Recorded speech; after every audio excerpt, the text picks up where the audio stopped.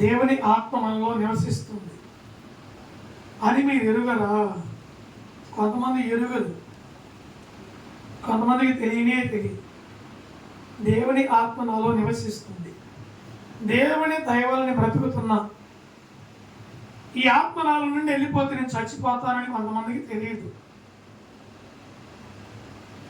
మా నాన్న 80 సంవత్సరాలు బతికాడు, మా తాత 100 సంవత్సరాలు బతికాడు.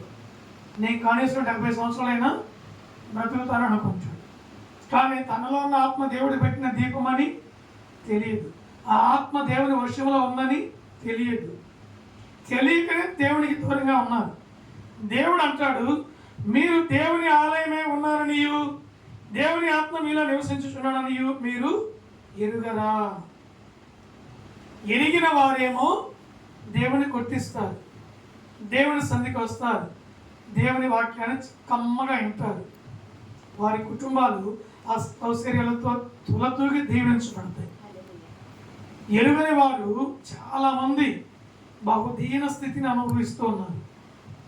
ఇది సత్యం అండి. తెలుసుకోవాలని చెప్పే వాక్యము మనకు తెలియపరుస్తుంది. చిన్న మాటలు అంటాడు, ఎవడైనా దేవుని ఆలయమును పాడు చేసినలా దేవుడు వారిని పాడు చేయడు.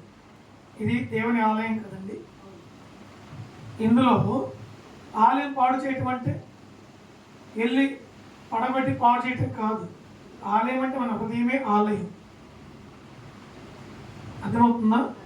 ఈ ఆలయం పాడు చేయటం అంటే చెడ్డ అలవాట్లన్నిటికీ చోటునిచ్చి ఇందులో సారాయి పోసి, ఇందులో సిగరెట్ పోసి, ఇందులో పాన్పాకు పోసి, ఇందులో అక్కాకు పోసి, ఇందులో కళ్ళు పోసి, ఇందులో సమస్తము కూడా కల్ముషమైనటివి, అపవిత్రమైనటివి ఇందులో పోసేసి ఈ దేవుని ఆలయాన్ని పాడు చేస్తే దేవుడు వారిని పాడు చేయను.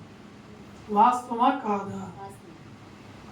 వానికి తెలియకుండానే పొద్దున్నే కళ్ళు కొట్టుకెళ్తాడు, మరొకడైతే పొద్దున్నే సారా కొట్టుకెళ్తాడు, మరొకడైతే పొద్దున్నే వ్యభిచారి కొంపకెళ్తాడు, మరొకడైతే పొద్దున్నే పేకాటికి వెళ్తాడు, మరొకడైతే కోళ్ళ పందానికి వెళ్తాడు, మరొకడైతే జూదం ఆడేదానికి వెళ్తాడు, మరొకడైతే క్లబ్కి వెళ్తాడు, మరొకడైతే లంచం తీసుకునేదానికి వెళ్తాడు, మరొకడైతే ఉదయం నుంచి సాయంకాలం వరకు అబద్ధాలు ఆడుతుంటాడు, మరొకడైతే అల్ప సంపాదన ఎక్కడి నుంచి వస్తుందా అని చెప్పి మానవుని యొక్క తపన.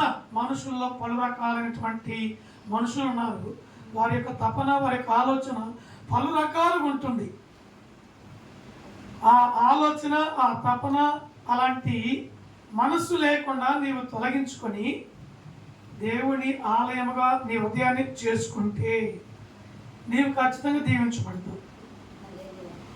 ఈ హృదయం అనే ఆలయాన్ని పరిశుద్ధపరుచుకుంటే దేవుని ఎందుకు దీవించడు? నువ్వెందుకు దీవించబడవు? అది తెలుసుకోవాలి మానవుడు. ఆమేన్.